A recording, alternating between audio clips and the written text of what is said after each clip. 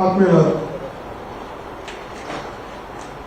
ఈరోజు నిజంగా కూడా నాకు ఒక వ్యక్తిని తప్పట్టాలనో ఒక వ్యక్తిని విమర్శించాలనో నిజంగా కూడా నా ఉద్దేశం అయితే 100% కాదు. కానీ ఒక అవాస్తవము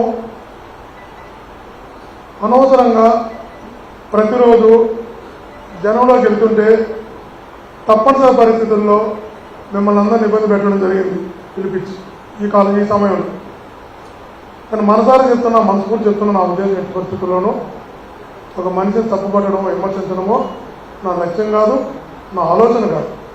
కానీ తప్పనిసరి పరిస్థితి వాస్తవం కనీసం చెప్పే ప్రయత్నం కూడా చేయకపోతే చంద్రగిరికి ఉన్నటువంటి నియోజకవర్గం, ఇది తిరుపతి పుణ్యక్షేత్రంలో ఉన్న నియోజకవర్గం, ప్రపంచానికంతా ఇక్కడేదో జరిగిపోతుంది ఒక మెసేజ్ వెళ్ళడం మంచిది కాదు.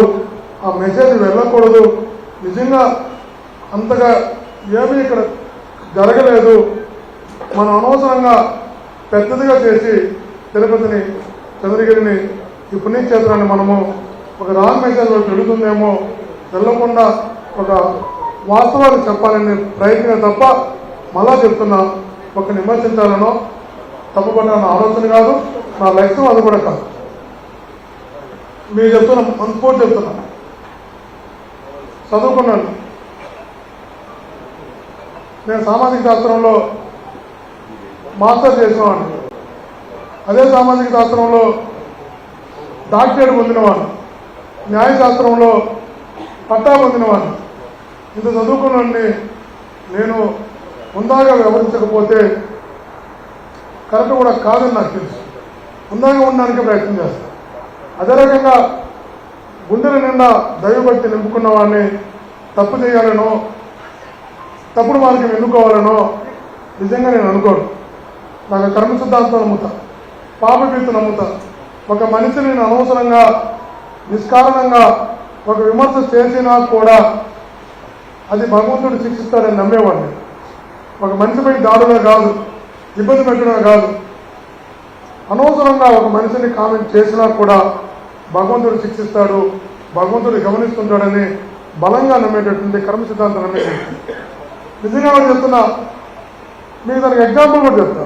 ఈ 5 సంవత్సరాలలో నన్ను ఎన్ని మాటలు ఉంటారో మీరే సాక్షి. ఎన్ని ఆరోపణలు చేసి ఉంటారు, ఎన్ని విమర్శలు చేసి ఉంటారు, ఎంత నిజంగా కూడా అంత అవమానకరంగా నన్ను మాట్లాడినా కూడా ఏ ఒక్క రోజైనా ఒక్క మాట అయినా నేను విమర్శించుకుంటే తిరిగి మీరే సాక్షి. చెప్పండి, 12 రోజులు మాట్లాడాలి చెప్తాను.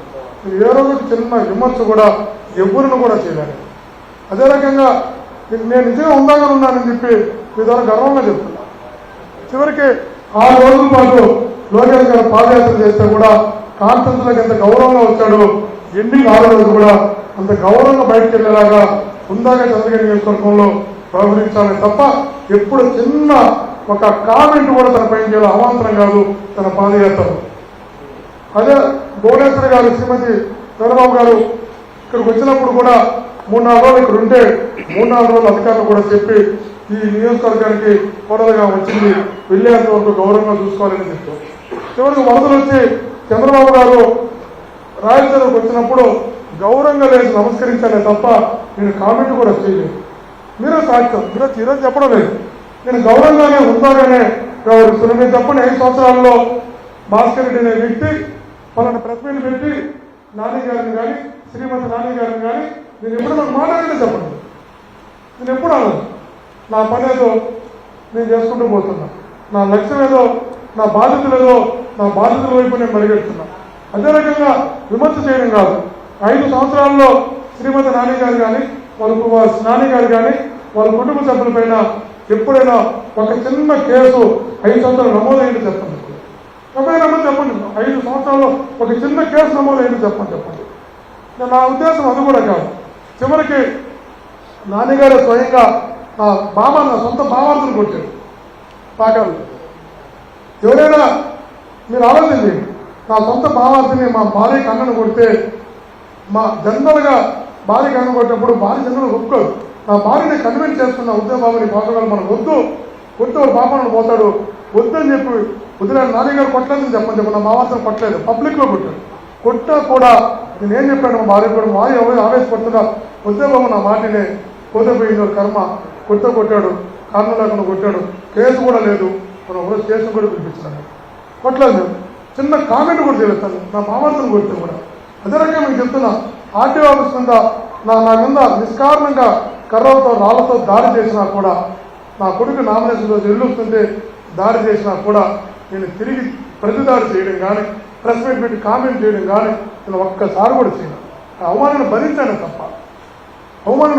తప్ప చిన్న చేయను తనకు బ్రహ్మాండమైనటువంటి కార్యాలు ఉన్నాయి నేను మీ ద్వారా అడుగుతున్నా ఈ 5 సంవత్సరాల్లో పెద్ద పెద్ద కార్యాలు రన్ అవుతున్నాయి చిత్తూరులో రన్ అవుతున్నాయి ఒక రోజు కాదు ఒక గంట ఎప్పుడైనా కార్యం మూసారని చెప్పండి నిజంగానే ప్రతికారం పోవాలనుకుంటే ఎలక్షన్ ముందు అతను చేసినట్టు అనేది ఎక్కి నిర్వహించారు చాలా చేశారు అప్పుడు అయినా తన గవర్నమెంట్ వచ్చిన తర్వాత ఒక రోజు కాదు ఒక గంట తన కారి మూసింటే చెప్పండి ఒక్కసారి తన కారి పైన జనరల్గా విజిట్ చేసే అధికారులు ఆ రోజు నా దృష్టికి వాళ్ళ బంధువుల ద్వారా వస్తే నేను అధికారులు చెప్పినటువంటి మాట నేను ప్రమాణంగా చెప్తున్నా బై గాడ్ చెప్తున్నా నేను చెప్పినటువంటి మాట నాని గారి అనే వ్యక్తి నాకు రాజకీయ ప్రత్యర్థి తప్ప నా శత్రువు కాదు రాజకీయాలు వేరు వ్యాపారం వేరు వ్యాపారంలో దెబ్బ కొట్టడం అంటే కడుపు కొడితే పాపం ఆ పాపం నాకు వస్తుంటే అధికారి అన్నాడు ఆ రోజు ఒకసారి తర్వాత మాట్లాడంటే క్వశ్చనే లేదు నిజంగా చెప్తున్నా అతను కారు ఒక గంట మూసినావు నేను అంగీకరిస్తున్నా కడుపు కొడితే ఆ పాపం పైగా చెప్తున్నా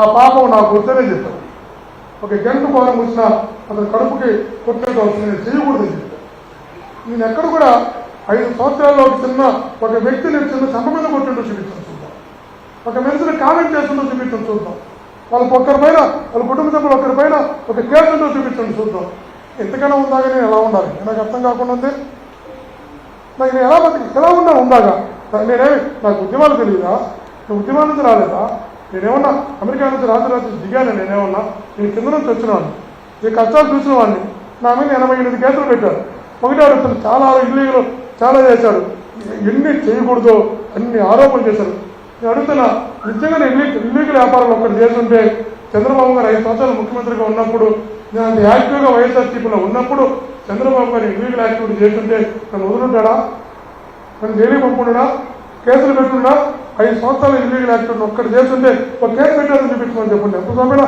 అధికారులతో కార్యకర్తల కోసం ఫైటింగ్ ఆ ఇల్లు కొట్టేస్తారు ధర్నాలు ఈ రాష్ట్రంలో నిరసన అది కూడా తెలుగుదేశం పార్టీ పైన చేయాలి అధికారులతో చేశాను పోరాటం అధికారులు మీరు బ్యాలెన్స్గా ఉండాలి కానీ అధికారులతో పోరాటం చేసిన 5 సంవత్సరాలు కూడా తెలుగుదేశం కుటుంబ సభ్యులపై కానీ వ్యక్తులు ఏ రోజు పోరాటం కలెక్టరో ఎస్పీనో ఎంఆర్ఓనో ఆర్టీఓనో మా వాళ్ళకి న్యాయం జరగాలని ధర్నా చేసి నేను అనేక సార్లు జైలుకి వెళ్ళాను తప్ప ఇల్లీగల్ యాక్టివిటీ నేను చేస్తుంటే చంద్రబాబు గారు వదులుంటారా నన్ను కేసు పెట్టుకుని నన్ను మట్టి నుంచి ఉంటారా చెప్పండి ఇలా చేశారు సరే మేము ఇంజక్షన్ తోలేస్తాం తిప్పుకోండి ఆరోపణలు చేసుకోండి ఎన్నికలు అయిపోయినాయి ఏం మాట్లాడినా కూడా ఏమి చెప్పుకోవడం లేదు కానీ నిజంగా భగవంతుడు తెలుసు తను చేసిన ప్రతి అసత్య ఆరోపణ వ్యక్తిగత కారణం అంటారు కానీ తిరుగులే ఉంటారు వ్యక్తిత్వానికి కించపరుస్తుంది ఇంత దుర్మార్గంగా చేసినా కూడా నేను భగవంతుని ఒకటే కోరుకున్నా భగవంతుడా నేనేంటో నీకు తెలుసు నా మనస్తత్వం ఏంటో నీకు తెలుసు నువ్వు తెలుసుకో స్వామి చాలు